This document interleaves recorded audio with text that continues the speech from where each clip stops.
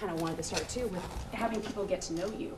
Like, who are you, Phil? Like, for people, give us your background, why you care about education, your family. Great. Kind of stuff. Yeah, fundamentally I'm involved because I'm the parent of 2 children in the district. My son's in high school in Eagle and my daughter's in middle school. And my own personal background has been strongly influenced and involved in education. I grew up in Iowa as a product of public schools and went to the University of Iowa and got a degree in geology, and then went to Stanford and got my doctorate in geology, and afterwards went and was an educator in higher education at the University of Florida for 7 years. In geology? Yeah. That's fantastic. So, yeah, education is really important to me, and things are different at the higher education level in terms of how education is structured and things, but what goes on in K-12 is what feeds into higher education. And to have higher education work well, it's always been critical to have a really well-functioning K-12 system. And now that I have a vested interest because I've got 2 people who I dearly love, and they're my best friends, that are in it, the quality and success of our education system is critical to me. How did you guys get to Idaho from Florida? Well, my wife and I were both, watching our careers, and a wonderful opportunity came up for my wife at St. Luke's. And she came to me one day and said, "What would you think about Boise, Idaho?" And I said, "Why haven't you applied?" Because I'm a geologist. I love the West. Geology is in my face here. And Florida was a wonderful place, but the swamp kind of got in the way of the rocks. So, so we made a family decision, and there were economic considerations during the downturn that were affecting both of our jobs, and so we decided to move here, and we've been really happy with it. I mean, and so when was that? 2008. Okay. So the kids started at the West Ada district? At the Meridian district? Yeah, it was the Meridian district number 2. It was Meridian district back then, and my daughter was just starting kindergarten then, so it was a good time for a transition. My son was going into 3rd grade, and he was entrenched in his life in Florida, but he made the transition well, and I think it took a couple times out on the ski slope and going and catching some trout and things like that. He realized we probably made an okay decision to move here. So, and they've both been thriving ever since. So the obvious question of why you're sitting here is, why would you want to run for a school board trustee in the midst of a school board that has so much turmoil associated with it? Give me your thought process behind that. As a parent, we're always concerned about what, that the school district is running well. And certainly there's been a certain amount of turmoil over the last year, and it was important to a lot of parents that we have people step up for the board who can bring some stability, bring some reason to it, and bring the voice of parents and our needs and the needs of our kids to it. And, it was certainly, I sat and hemmed and hawed about it for quite a while. But, sometimes in life you got to sit there and say, boy, it'd be nice if somebody stepped up and stepped in and tried to help work through a situation. Sometimes you have to say, well, maybe I'm the person that should do that, because I had the time, and and I had, my only axe to grind in the whole thing was my kids, and making sure that their education is as good as it can be, and by extension, that the district serves the needs of all the other students in the district. So you're considering this, you're considering putting your name in for the vacancy, and I'm curious, you must have talked to some folks within your inner circle, or maybe within the education community, to sound it out. I mean, talk about that process. I mean, who did you talk to, and what did people say? Well, I mean, the deepest conversations I had were with my own family, to be honest with you. I mean, obviously... What did your wife say? She's been very supportive. She knows my passion for education. She shares it herself, and she, I think, had confidence that I could do it in an honorable way and help make the school district the best place it can be. You know, obviously there are discussions I had to have with my kids. You know, I'm going to miss an orchestra concert here and there, and those, you know, those sort of things. And, you know, Dad's going to have some obligations I didn't have, and those are important things. But I'm not sure I really had an inner circle beyond that that I talked to, other than a lot of parents sit and talk. And there are parents that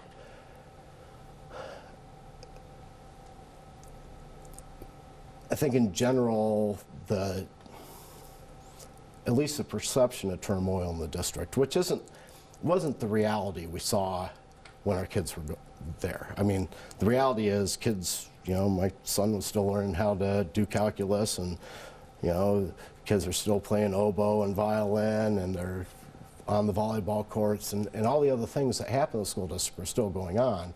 But there was this, you know, sort of higher level thing that was in the media that was really kind of a distraction. And the parents that I talked to that, you know, are friends of mine, and a number that kind of came up to me that, you know, I know a fair number of people in the community, and I said, you know, please do this. And I took that into consideration, as well as the discussions with my family when I decided to do it.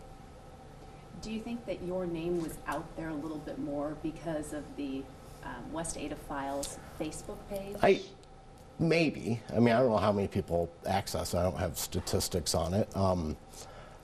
You know, that effort was really born, again, of parents trying to figure out what was going on.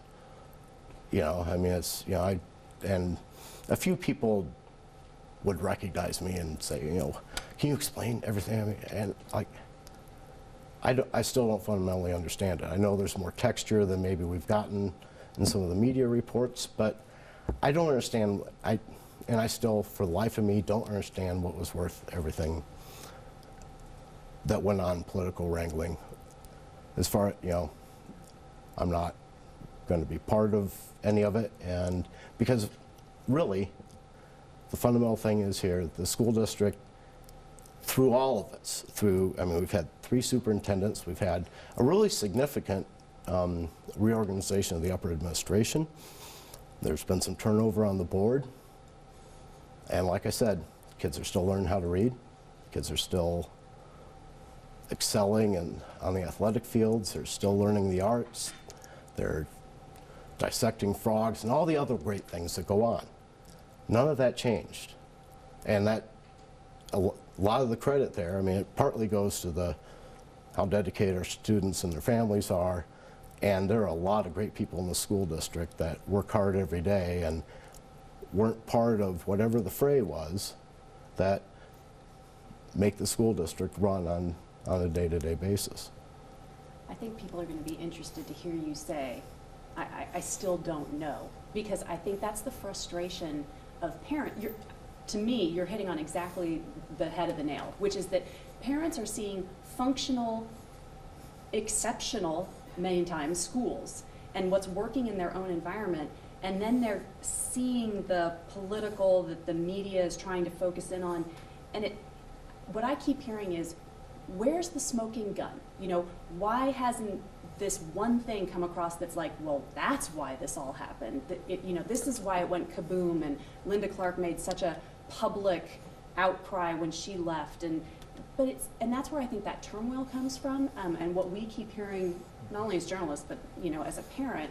So to hear you voice that, I think, is very interesting too, that you did this, you took all these steps, and you still don't have that one pinpoint answer to what happened. No, I mean, there may not be one pinpoint. I don't know. You'd have to ask the others.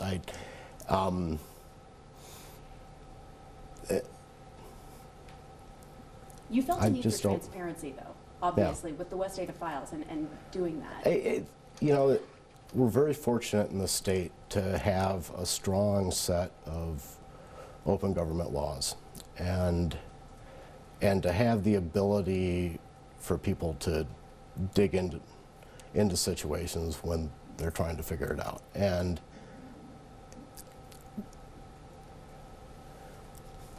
you know, I'm a scientist, right? And I try to solve problems and understand how things work. And you go and you make observations and you gather data, and they give you part of the story. And you try and, you know, weave that into testing the hypotheses. And when you go in and look at the machinations of government, there's a role for open government and public records and things. I mean, you don't see the whole story. That's why, I guess, why I still don't know. And there's, you know, but I think it's important that we do things that we are very open and clear. I mean, one of the things I hope for a district is that we can expand the lines of communication within the district, and, you know, especially with patrons. I mean,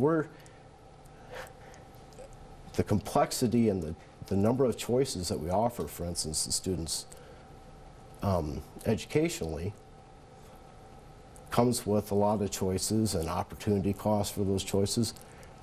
And, you know, that's an area where I think we can continue to improve our communication so that we can help best serve all of our population. And that's part of transparency as well. And I think, you know, one of the realities of our Republican form of government is that quite often people don't pay as much attention to what's going on. And I'll be honest, I'd never been to a school board meeting before things erupted this fall. And I'm like, what's going on? So I started attending them. And you go there, and outside of a few where there was a lot of interest, you go to a school board meeting like the one we had the other night, and hardly anyone's there. And I don't think everyone's going and reading school board minutes on the website every week. You know, I mean, we don't take as active of a role in understanding what our government does as we should, and I've been as guilty of that at times as other people. And but what I hope is that, you know, we can increase patron involvement and patron interest, because, you know, we have a lot of opportunities in the district for, you know, committees. I mean, there was a high-profile one with the attendance areas recently, but I mean, we have curriculum committees, we have committees deciding on a very critical thing right now. We're trying to recover from the budgetary constraints that limited our textbook adoptions over the last, in some cases, 20 years. And if you've ever tried to adopt a textbook, and I've done this a number of times myself, it takes a lot of time and effort to review a textbook, and we're looking for people, you know, to help with those sort of efforts too. And I hope, you know, our patrons will take the district up on the opportunity, and I think we can do a better job maybe of communicating them as well. How do you move people, or when do you move people from being engaged in being interested in the politics to being interested in the substance? Because, I mean, textbook review is important, you know, but it's not sexy. And Oh, no. But, you know, and it's work. I mean, you're asking people to... oh, yeah. And I mean, there are things that are less time intensive than that too as well, but for all the interest that the last 9 months has generated, the people I've met that had an interest in it, it wasn't because of political intrigue or, you know, or whatever. It was people that were generally very interested in education.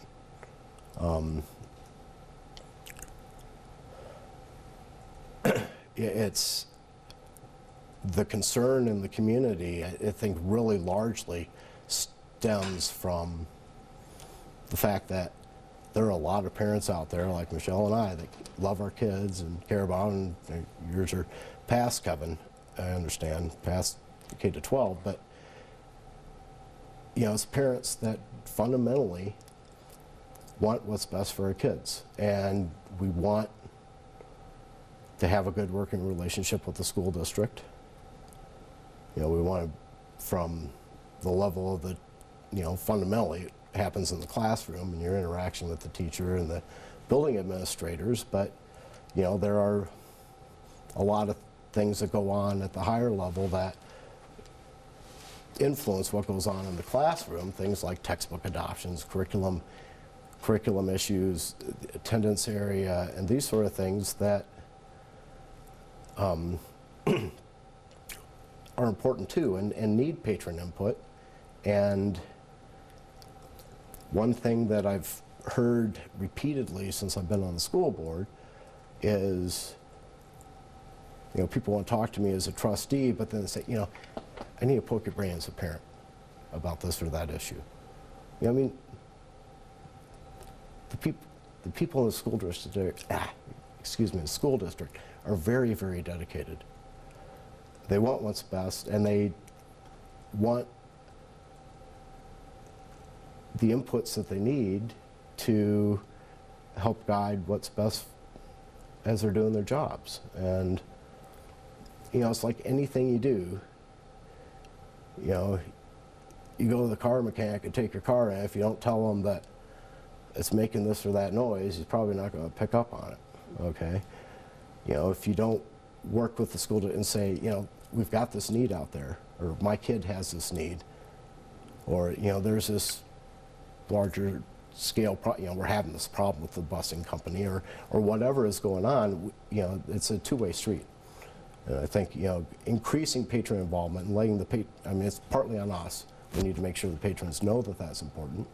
And, you know, the patrons hopefully will, as they're able and willing, be a part of it. Because we're all, I mean, we're all in this together. I mean, you know, there's district leadership and there's district employees, but the bulk of this district is the nearly 40,000 students and their families that are a big part of it as well. So I'm curious, you come in as a newcomer, you come in as an outsider, you come in with a research background, a research brain. So is there a point in this whole process, in this transition for you, where you think to yourself, there's a lot that happened in the past, it's a lot to unravel, it may be impossible to get to the bottom of, do you get to a point of saying, you know, it really doesn't matter? Oh, I'm well past that point, Kevin. Okay. I mean, look, the past is the past. I mean, there obviously things come back from the past occasionally to hit you, but we have a new superintendent who is carrying on the wonderful tradition of the school district. She's instituted her own management style, I mean, which has some parallels to things that are in the past, but you know, we've reorganized. We've had a few other a retirement and another loss out of our upper administration, someone that moved to another job.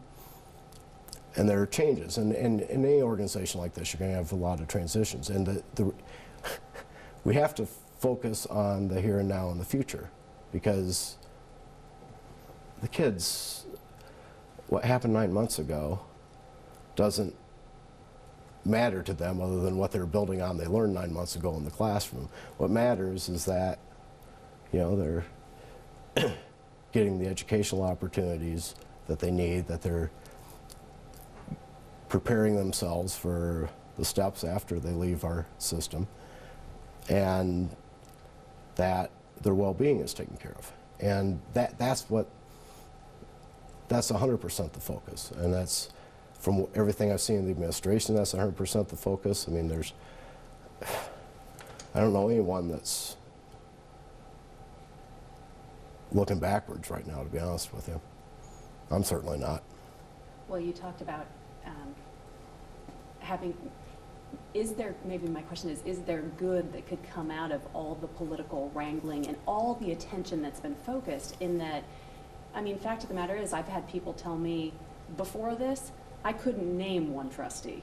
I had never been to a school board meeting. I didn't feel engaged. So is there a way to harness maybe what some would say would be the negative and use it to build towards the future? Well, I think certainly people, you know, the fact that people have started paying attention, I mean, it does have the potential to be positive if they stay engaged.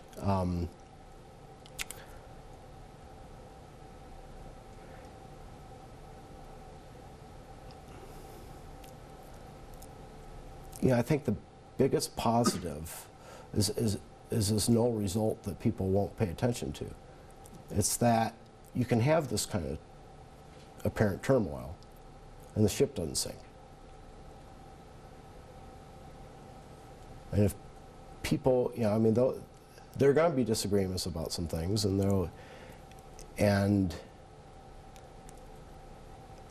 it should be rather comforting to the patrons, I think, that in the midst of what seemed like a complete overhaul of the school, that wasn't what was going on. The system was built so well that you didn't see it at the building level.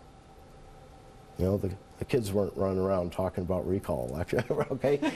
They were running around talking about PE class and, you know, and Shakespeare and whatever else, okay? And if people could realize that, I think that would be the greatest good that could come out of it. I mean, the efforts that our servants in the public schools take and the dedication that they put towards their job has unseen, you know, consequences like this that, you know, we all probably take for granted. Is there anything, as you look forward in the future here, anything you want to see change about the district? And I know that's a huge question, whether that's something boots on the ground or something that's happening inside the district offices. Well, you talked about communication. Yeah, I mean, communication is a big thing. I mean, I think we're always going to struggle. I mean, communication takes time. You know, I mean, you communicate by a website. Somebody's got to administrate the website and do those sorts of things. You know, I mean, if, you know, Eric Exline works long hours to be the face of our school district many times, and we have, you know, we've made big improvements in terms of email communication, and we'll continue working on that. There are a lot of higher level things that the school district thinks about that, unfortunately, I don't think we communicate well. And one of these is, that's kind of at the forefront right now, not only in our district but across the country, is career and college readiness. And how we not just academically prepare students for, you know, the outcomes that they want and need, but how we help them understand the process, understand the decision making they're making along the way. You know, a lot of the things we traditionally, you know, think of that guidance counselors do, but really is a bigger job than just a few people in a school. And I think there's not a, you know, we don't have a set way of going about that. We've got some experiments running in some, you know, in the Meridian High strand through the school district. They're trying out some new ideas there, changing the senior project to be about career choices, for instance, to help kids, you know, I mean, and starting it out in the grade school level, and working all the way through to kind of have, you know, and that's potentially one approach. I think we're going to have there are other things we can do as well, and I hope we're going to continue on those efforts, because, you know, the choices that kids make, they're a moving target. I mean, there's always new opportunities, there are new careers that come out, there are new ways. I mean, our state's experimenting with a lot of different models for providing higher education, and how that's going to work out, and how a student navigates those things is going to have an influence on their ability to be successful, and it's our duty to be able to adapt to that. And that's one of the other thing I hope that we can always do is be adaptable. I mean, there are always going to be changes. You know, I mean, we've been through a significant curricular change in the last few years with Common Core, and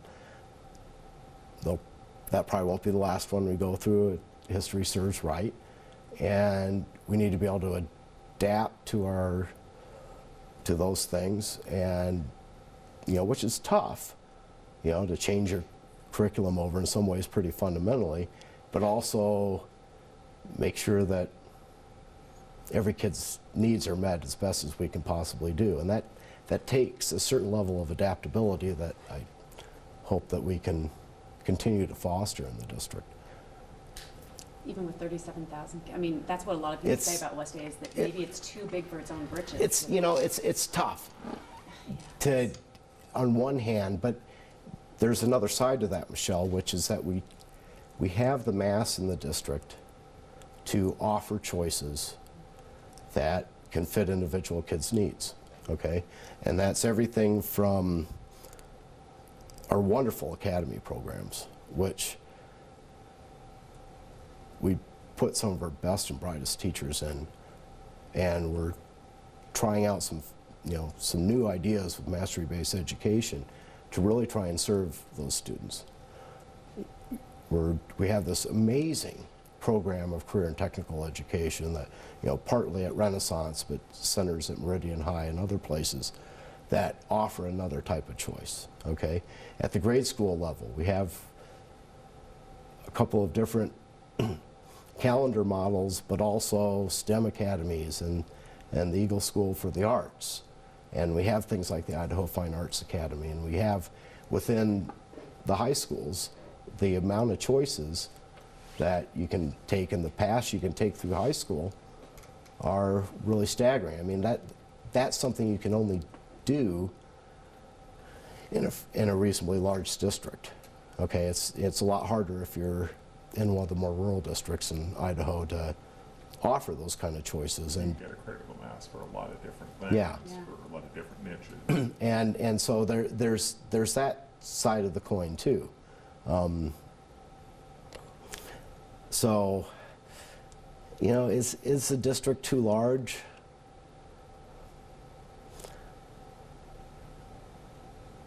I don't know. I don't really think so. We serve a lot of different populations, and I think that's really the bigger issue. I mean, we have, just in my zone, I have Eagle, Star, parts of Boise, parts of Garden City, and part of Canyon County, and a bunch of unincorporated areas, right? And what we need to make sure is that we're able to meet the needs of people from all those places, and a lot of the challenge really lies at the top, because we have to interface with the different municipalities on a variety of issues, and it adds some complexity there, but I think we can navigate it and take advantage of our size to provide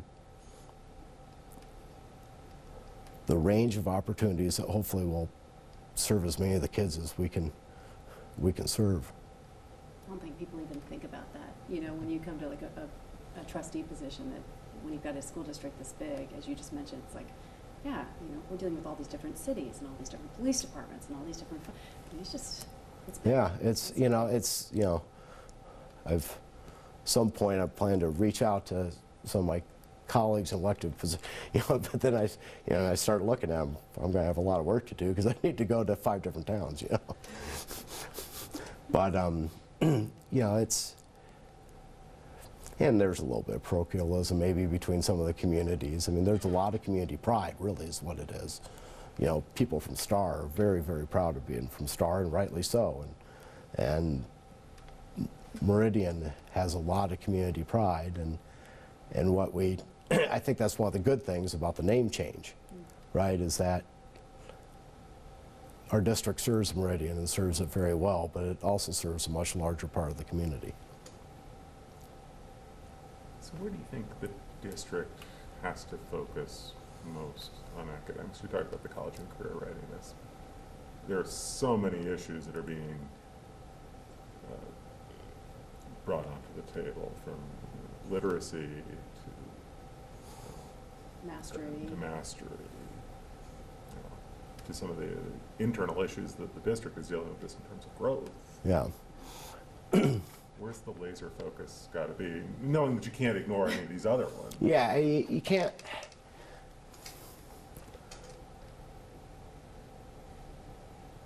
I think the focus ultimately is just always got to be on the basics and the core mission. And I mean, you know, with the caveat that we have a range of students and we need to take care of them within that core mission. You know, I mean, we're never going to replace the 3 R's in what we do.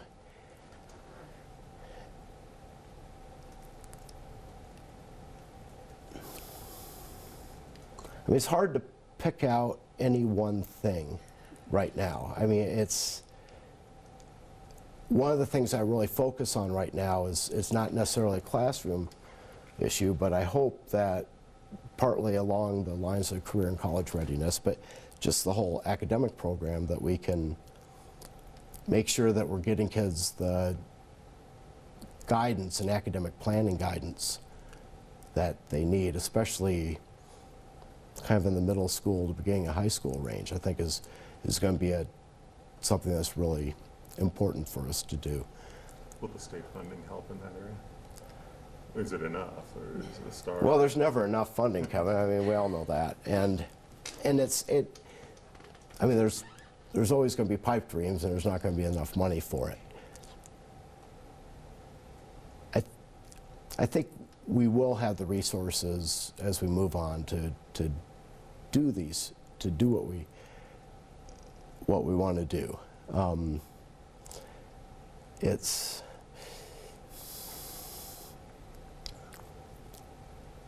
you know, there's no crystal ball for how all this is going to play out and what's going to happen in the upcoming legislative sessions. I mean, we're doing an amazing amount of stuff with not much resource right now, frankly. You know, the amount of programs that we provide, the amount of work the administrators do for the funding level of our district relative to some other districts in the state is really quite amazing. And if we'll find a way to get the critical things done, I'm confident of that. I mean, there's one of the great legacies of the last 15 years of the school district is an amazing fiscal responsibility and almost, you know, pulling things out of a hat to get things done. I mean, you know, there's been pains with that, and it certainly got really tough when funding got cut significantly a few years back. But we'll find the resources to do that as things move on. You know, we're always, the big question mark in there really is how we're going to respond to growth. And you know, we're in the middle of some significant building right now, and then there's more that is probably going to be needed and is planned. And you know, those sort of resources, you know, making sure that you can have the resources to do that. I mean, are we going to have the growth? I mean, part of the problem is you got to prognosticate, because you can't say, oh, we've got 2,000 more students and boom, you know, wave magic wand and buildings there. You got to plan ahead for it. And then you're taking a gamble a little bit, and you're hoping that your growth numbers are going to allow you to have the ADA to fill the building. And our people are doing a really good job of making sure that we're not going to get caught in that process in a way that's going to harm us. economically, but it's going to, you know, every time you build a new school, I mean, that's part of the textbook thing. You know, we're so far behind on some of these textbooks that, you know, we're trying to put textbooks into the new school at Hillsdale, for instance, and the textbooks we're using at the rest of the district, you can't buy them anymore. You know, so you got to go and find money for textbooks, and then it, you know, so those sort of issues are going to be things that, you know, we're kind of working through right now. But So you've got some textbooks that are just out of print. You can't. oh yeah, oh yeah. I mean, some of them are grossly. I mean, we had a very sobering discussion the other day with at the school board meeting. I mean, history books that end with Bill Clinton's presidency. You know, the health books have food pyramids of another era. Yeah, okay. You know, and yeah, I'm in the middle of negotiating a textbook contract right now, and I fully understand that textbook I write is going to be a historical document when it comes out. But you know, I mean, textbooks falling apart and missing pages are not what our students need either. And we're at that point in some of the situations, and so you know, it's and another, yeah, and that's part of the, you know, the growth issue, and hopefully for instance, we had to go through a textbook adoption process for some of those situations at Hillsdale, and you know, maybe we can piggyback off that for some of our other textbooks. Perhaps haven't been privy to a lot of that, but you know, there are issues along those lines that are going to affect us too. I don't know if that answered your question necessarily. No, it does. I mean, in some ways, you're in a better position than you could have been financially. I mean, you got the levy passed. Oh yeah, Yeah. yeah, You're and getting a little Getting bit of a more boost money. from the state. you know, we're dealing with the impact of the fee decision. That was about $600,000. And you know, we've been in deficit spending. That's the other thing. And Dr. Randalls and our finance team are working very hard to take care of that over time here. Spending down the cash balance. Yeah, yeah. And so, but you are right. We're in a better position than we were, but we also have these sort of liability, you know, sort of like when you're driving a car and, you know, you say, oh, okay, well, you know, I won't bother with the check engine light for a few years because money's kind of tight. And that's kind of what, you know, this textbook situation is millions of dollars. And they're, you know, fortunately, my understanding is we don't have a maintenance situation that's similar to that. Our maintenance people are incredible, and the buildings, from what I can tell, are all in good shape. But, you know, there's also a human attrition. You know, we were very fortunate to not have to lay off any employees during the downturn, but there was loss through attrition, right? And Significant cuts to. yeah, and so, you know, you have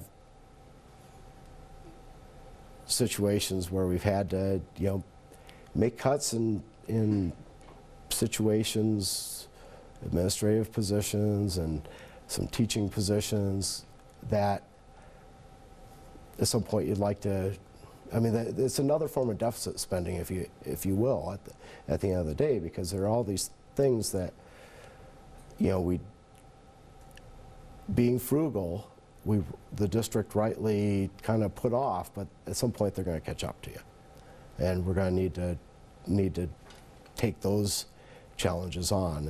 And to her credit, Dr. Randalls has seen a lot of these, and the team she's working with is amazingly conscientious, and they kind of, you know, as the budgets are starting to get a little bit more clear, and it's always a bit of a mystery because you don't know how many kids are going to show up in the fall. So you make I mean, it's a weird way to budget, but it's the way you're required to. You know, we're trying to find ways to kind of, you know, pay back some of these things that we had to cut back, and you know, it's always going to be a question of priorities when you do that. I mean, because there's not going to be enough money to just boom restore everything. But the good news is that our kids are still getting a really good education. They're still getting an amazing range of opportunities. And we've got human resources, an incredible physical plant, frankly, in the school district. We've got all the things we need to continue a strong tradition in this district, and we will. And I very much believe that we're on a really good path right now. I mean, I see positive energy and hope and optimism in a lot of people that I talk to. And this passion. You know, I go out to the schools and I talk to the principals. And I go around and talk to some of the people that are kind of behind the scenes in the administration. And there's this look in their eye that really makes me excited for what's going to come. You mentioned Hillsdale. How do you think that's going to resolve? And what's the district's role at this point? Well, I mean, there's a good plan at Hillsdale to have it serve the needs of the kids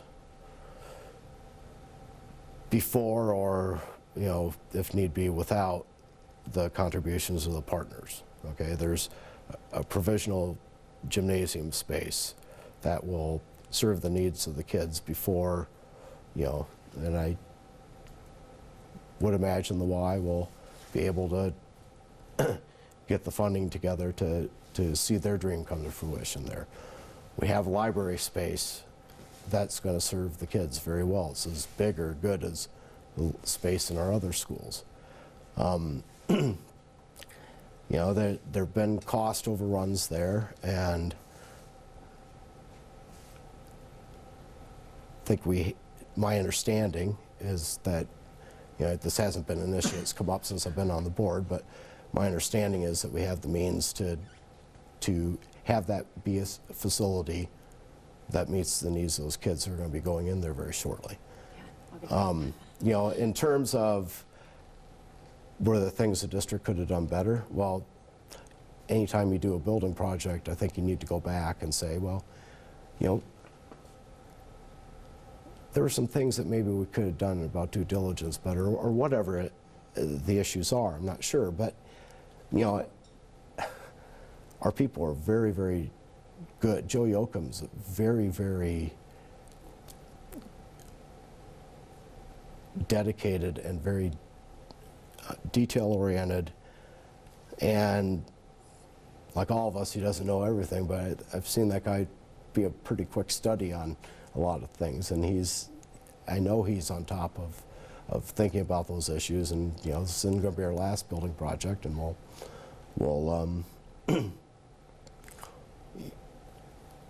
we're going to have a functional school that's going to meet the kids' needs. Hopefully we'll have be able to see some of the dream that are, you know, of the partnerships that we've entered into there, or hope to enter into, are going to come to fruition in terms of money, and we'll take some things out of it that, you know, the next building project or the next time we want to, you know, it's an ambitious and interesting idea, but any idea like that's complicated. And there was a lot of forethought put into the potential complications, and we have, you know, like I said, you know, we've got the library, we've got the gym space for the kids in that building, and I think we'll learn things that will help us move ahead in the future. So, and near as I know, I mean, there have been some technical setbacks on the construction side, and there's been some, you know, some site-specific overruns that we haven't, you know, we didn't plan on initially, but my understanding from talking to the administration is that it's going to be all systems go, and we're going to have a beautiful facility for those kids to learn in. Yeah, and I agree with you. Hopefully learn from mistakes and move forward. I mean, I've never done execute anything perfectly myself. So, you know, you step back and you go through the same process you go through every time I try to build something. And I'm not as good as the people doing this, but you know, I mean, it's what you do. And so. So where are the trustees right now in the process on the fee issue? Are you still trying to figure out a response? Or? Well, the fee issue hasn't come up in board since I've been there. My understanding is that there was a board meeting earlier in the year where they decided not to appeal the Jokey decision, Right. and move forward with not having fees as required by the court.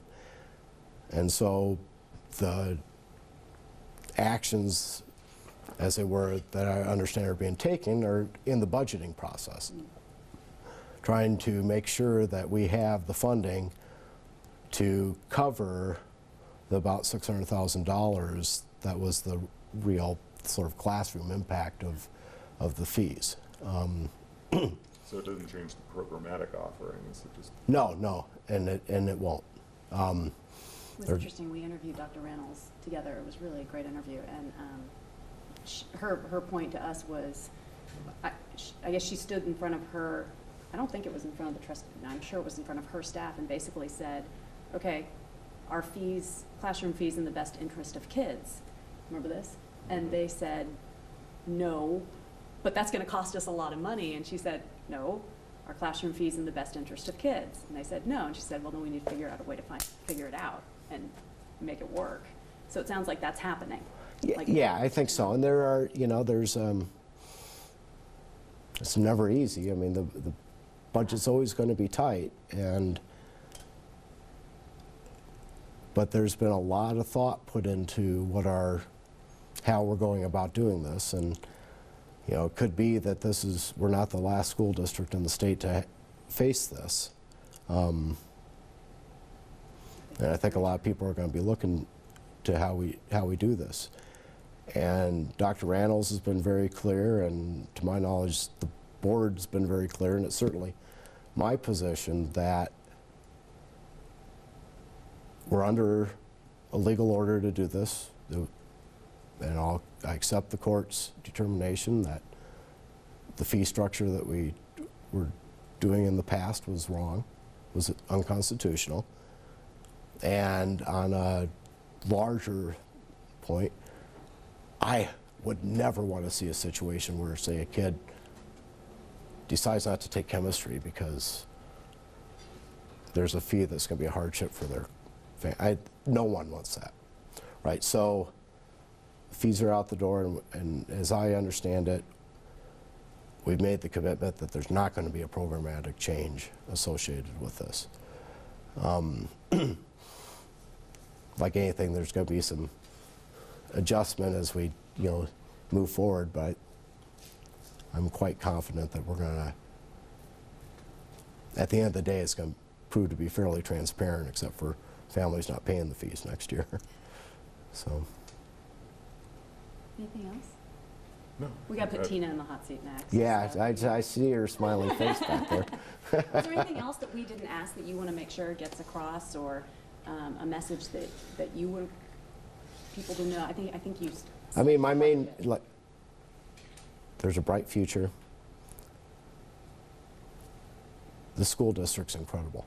We've got an incredible group of students and families and teachers and administrators that have, and including the last 9 months, and will continue to provide an incredible education for our kids. And from where I'm sitting and from the things I've learned in my brief time on the board, I have nothing but optimism that things are only going to get even better. So.